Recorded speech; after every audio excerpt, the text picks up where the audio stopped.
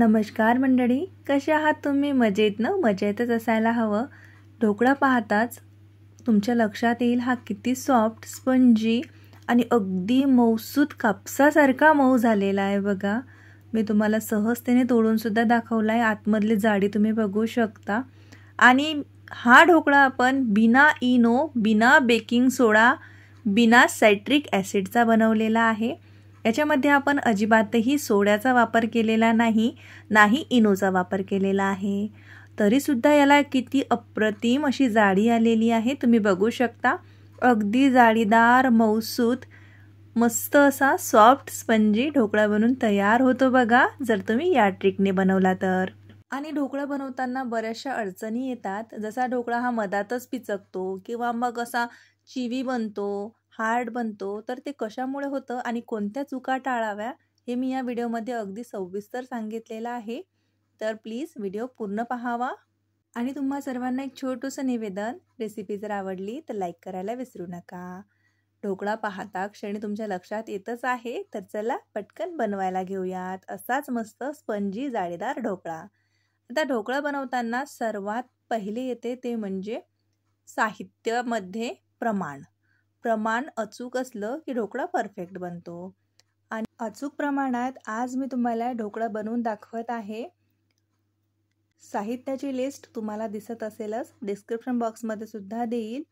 तर इकडे बघू शकता 1.5 वाटी आपण बेसन घेतलेलं आहे. बेसन म्हणजेच हरभऱ्याच्या डाळीचं पीठ. ते सुरुवातीला चाळून घ्यायचं, म्हणजे असं गाळून घ्यायचं. यामध्ये अजिबातही कंटाळा करायचा नाही. ही नक्की करा, कारण यामध्ये काय होते, आपल्या ज्या बेसनामध्ये काही गुठळ्या असतात तर ते निघून जातील आणि हलकं फुलकं बेसन होईल बघा. आणि चाळताना म्हणजेच गाळताना बेसन गाळताना काय होतं, इकडे तिकडे सांडतं. तर मग आपण काय करायचं, चमच्याने त्याला असं फिरवून तिथल्या तिथं गाळायचं, म्हणजे इकडे तिकडे बेसनही सांडणार नाही. हे एक्स्ट्राची टीप. तर इकडे बघा बेसन गाळून झालेलं आहे. तर अर्धी वाटी दही घेतलेला आहे, त्याला अर्धीच वाटी पाणी घ्यायचं. एकाच वाटीने सगळं साहित्य घ्यायचं. ज्या वाटीने आपण 1.5 वाटी बेसन घेतलं त्याच वाटीने अर्धी वाटी दही, अर्धी वाटी पाणी. पाणी आणखी लागेल. सुरुवातीचं प्रमाण मी तुम्हाला सांगते, कारण दही कसं असते, कधी पातळ येतं, कधी घट्ट असतं. मग दह्याच्या पातळतेवरती किंवा कन्सिस्टन्सीवरती सुद्धा पाणी थोडंसं कमी जास्त लागू शकतं.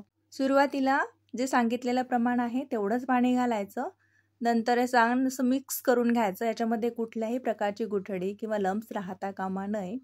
अगदी व्यवस्थित स्मूथ हे झालं. नंतर आपण बघा अगदी 2-3 चमचे, म्हणजे पोहे खायचे जे चमचे असतात ना, त्यांनी असं मोजून टाकलं तरी चालेल. जास्त पाणी नाही नको. पाणी घातलंय. आता थोडंसं याला फेटून घेऊया.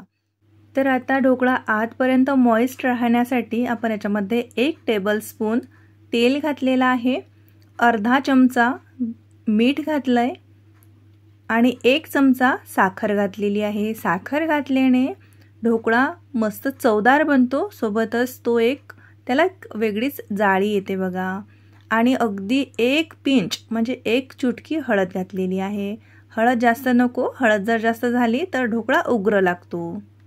परत एकदा 5 ते 6 मिनिटासाठी फेटून घ्यायचं आहे, कारण या ढोकळ्यामध्ये आपण इनो, बेकिंग सोडा, सायट्रिक ॲसिड असं काहीच वापरणार नाही आहे.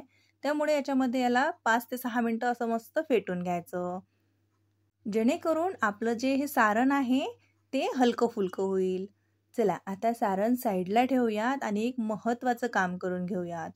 जेणेकरून काय होईल, जेवढं आपण ढोकळ्याला स्टीम करायला ठेवू तेव्हा हे झालेलं असलं पाहिजे. म्हणजे कुठलंही भांडं किंवा मग असं केक टीन जे येते त्याला तुम्ही तेलाने ग्रीस करून घ्या. बटर पेपर वगैरे लावायची काहीच गरज नाही. मस्त असं तेल लावून घ्यायचं. आणि सर्वात पहिले बॅटर भिजवायला घ्यायच्या आधीच पाणी उकळायला ठेवायचं, किंवा तुम्ही स्टीमर ठेवत असाल तर स्टीमरमध्ये पाणी असं खदखदर उकळायला आलं पाहिजे. तर सुरुवातीला उकळायला ठेवून द्यायचं. आता आपण याच्यामध्ये नाही बेकिंग सोडा वापरतोय ना याच्यामध्ये सायट्रिक ॲसिड ना इनो. मग ढोकळा फुलायला हवा आहे ना, तर त्यासाठी आपण याच्यामध्ये घातलाय 1 चमचा बेकिंग पावडर. कारण बेकिंग पावडरमध्ये थोडंसं सोड्याचा अंश असतो, त्यामुळे आपला ढोकळा छान असा फुलला जातो. आता तुमच्याकडे जर बेकिंग पावडर नाही आहे तर मग तुम्ही सरळ इनोचं सॅशेट घातलं तरी चालेल. पण बरेचदा इनो सोडा आपल्याला खायचा नसतो. मग अशा वेळेस बेकिंग पावडरपासून ढोकळा तुम्ही जरूर बनवा.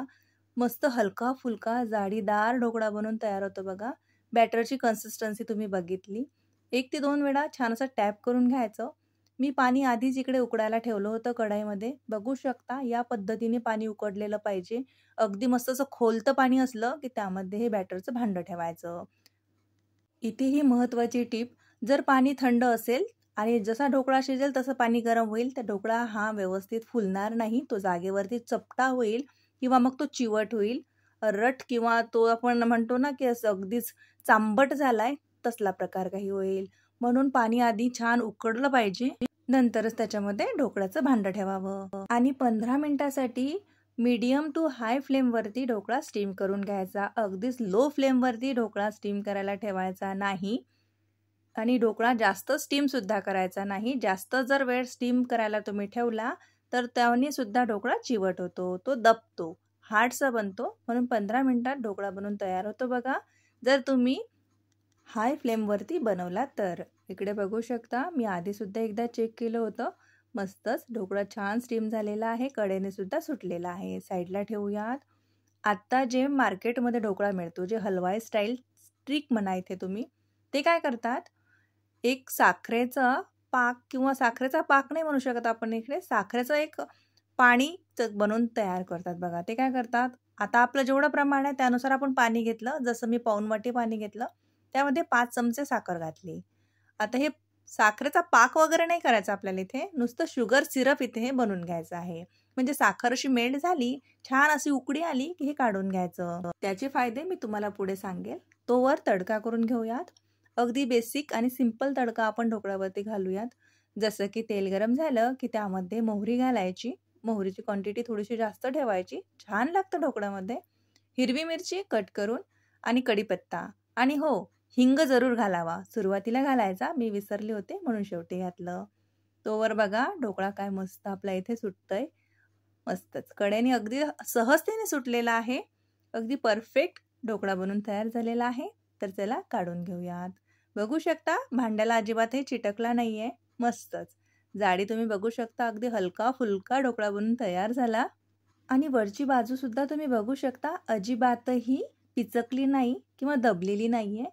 चला कट करून घेऊयात. कट करताना सुद्धा लक्षात येत आहे, अगदी सॉफ्ट आपला ढोकळा बनून तयार झालेला आहे. आता कट तुम्ही तुमच्या आवडीनुसार पीसेस याचे करू शकता.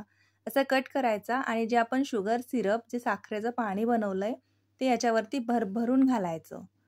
साखरेचं पाणी घातल्याने काय होते बघा, ढोकळा आतपर्यंत सॉफ्ट स्पंजी मुलायम राहतो. ढोकळा बनल्यानंतर 5-6 तासांनी जरी तुम्ही खाल तरी तो सॉफ्टच राहील.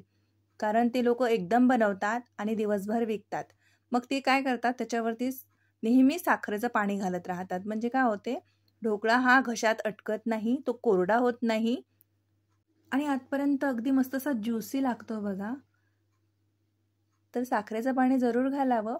आणि जे आपण तडका बनवला होता तो घालून घेतलेला आहे. बघू शकता ढोकळा, बघू शकता मी किती जास्त दाबत्याला प्रेस करत आहे, तरीसुद्धा हा आपली जी त्याची शेप आहे ते घेत आहे. परफेक्ट जाडी मी तुम्हाला जवळसुद्धा आणून दाखवते, म्हणजे तुमच्या लक्षात येईल की आतपर्यंत जाडीदार ढोकळा बनलेला आहे. मस्त आणि हलका फुलका बघा किती, अगदी हलका सॉफ्ट, म्हणजे कापसापेक्षाही मऊ असा आपला ढोकळा बनून तयार झाला आहे.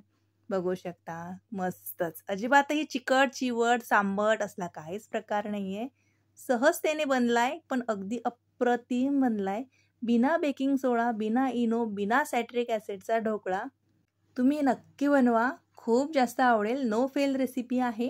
तुम्ही पहिल्यांदा जरी ढोकळा बनवाल तरीसुद्धा परफेक्ट ढोकळा बनून तयार होईल. ढोकळा बनवताना घ्यावयाची काळजी म्हणजे ढोकळा स्टीम करताना पाण्याला उकळी आलेली असली पाहिजे.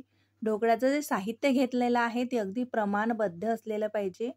ढोकळ्याचं बेसन घेताना ते गाळून घ्यायचं, म्हणजे त्याच्यामध्ये एक हलकेपणा येतो. बॅटर अगदी मस्त 5-6 मिनिटासाठी ते असं फेटून घ्यायचं, जेणेकरून ते हलकं फुलकं होतं. आणि शेवटची टिप म्हणजे ढोकळा जास्त स्टीम करायचा नाही, फक्त 15 ते 20 मिनटं. आता गॅसची फ्लेम अगदीच तुमची कमी आहे तर 20 मिनटं लागतील, पण त्यापेक्षा जास्त नाही. 10 मिनिटानंतर ढोकळा चेक करावा, त्याच्या आधी नाही. अगदी काही लोकांना सवय असते झाले का त्यामुळे काय होते, आपण ते झाकण काढतो आणि वाफ बाहेर येते आणि बाहेरची थंडी वाफ आतमध्ये जाते. त्यामुळे ढोकळ्याची जे फुलण्याची प्रोसेस आहे ती कुठंतरी मंदावते. त्यामुळे ढोकळा व्यवस्थित फुलत नाही. आशा करते की मी ढोकळ्यामध्ये येणाऱ्या सगळ्याच अडचणी दूर करू शकली. तरीसुद्धा काही प्रॉब्लेम असले तर कमेंट बॉक्समध्ये नक्कीच विचारू शकता. आणि या पद्धतीने तुम्ही सुपर सॉफ्ट स्पंजी ढोकळा जरूर बनवा. बनवल्यानंतर तुमचे अनुभव माझ्यासोबत जरूर शेअर करा.